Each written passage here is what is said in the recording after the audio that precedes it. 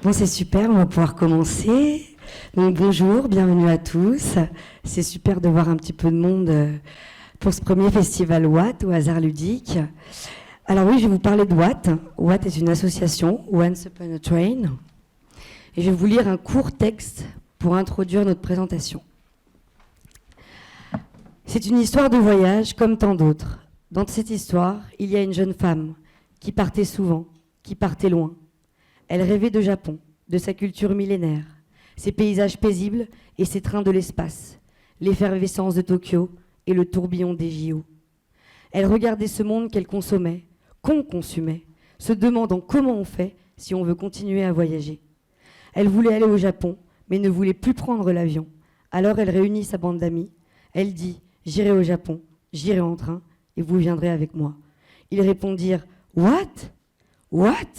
Pourquoi ? Pourquoi pas ? C'est quand qu'on y va ?» En fait, Watt est né en 2019, justement, de cette idée de « il y a les JO en 2020, est-ce que ça vous dit pas qu'on aille tous en train à Tokyo ? Après tout, pourquoi pas y aller en 12 jours plutôt que 12 heures ? Et en fait, c'est bien ça la question. Pourquoi, naturellement, on a envie d'aller loin, souvent très loin, pour se dépayser, et le plus vite possible ? Et Watt, en fait, travaille juste depuis un an à raconter des histoires autour de tout ça, pour en quelque sorte casser des imaginaires, réinventer des imaginaires, donner envie aux gens de prendre le train, et arrêter peut-être avec les arguments, il faut être contre l'avion ou la pollution, c'est important, il faut changer de comportement. On n'y arrive pas en fait, puisque non, on n'a pas le temps, donc on veut prendre un avion, donc on veut aller loin, parce que l'exotisme, c'est pas au bout du RERB ni dans le Massif central, c'est obligatoirement à l'autre bout du monde. Et pourtant, on traverse ces aéroports qui sont extrêmement lumineux, bruyants, c'est pas très intéressant, on attend des heures, on achète des cartouches de clopes pas chères, des parfums détaxés. On arrive dans des pays où la misère quand même est encore plus visible qu'ailleurs sans doute. Dans l'avion, en plus, on n'est même pas bien. Ça se passe pas bien généralement. On est serré, à moins d'avoir le siège couloir ou le siège côté hublot. On n'est vraiment pas bien. Mais pourtant, on prend tous l'avion depuis toujours, on prend plus le train. On prend pas le train, on l'a pris. La part de marché reste à 10% en France. Farandou, le président de la SNCF, voudrait qu'on atteigne les 20% d'ici 2030. Donc en fait, Watt est un acteur parmi tant d'autres qui veut contribuer à augmenter cette part de marché, mais en racontant des histoires et en incitant les gens positivement surtout, à travers plein d'art, plein d'histoires. Et ce week-end, ce festival est une des premières traductions des travaux de Watt en ce sens.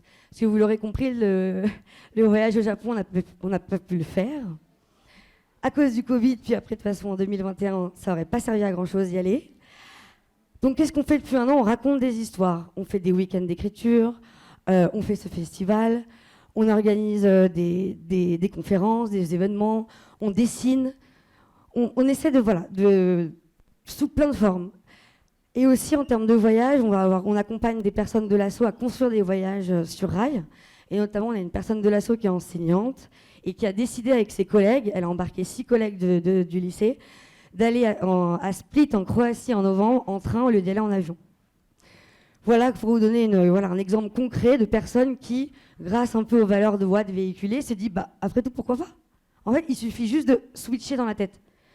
Plutôt que de se dire, attendons que le train soit encore plus rapide, qu'il y ait des gares encore plus partout. Non, en fait, il faut trouver d'autres moyens de le faire, parce qu'on est obligé, on n'a pas le choix.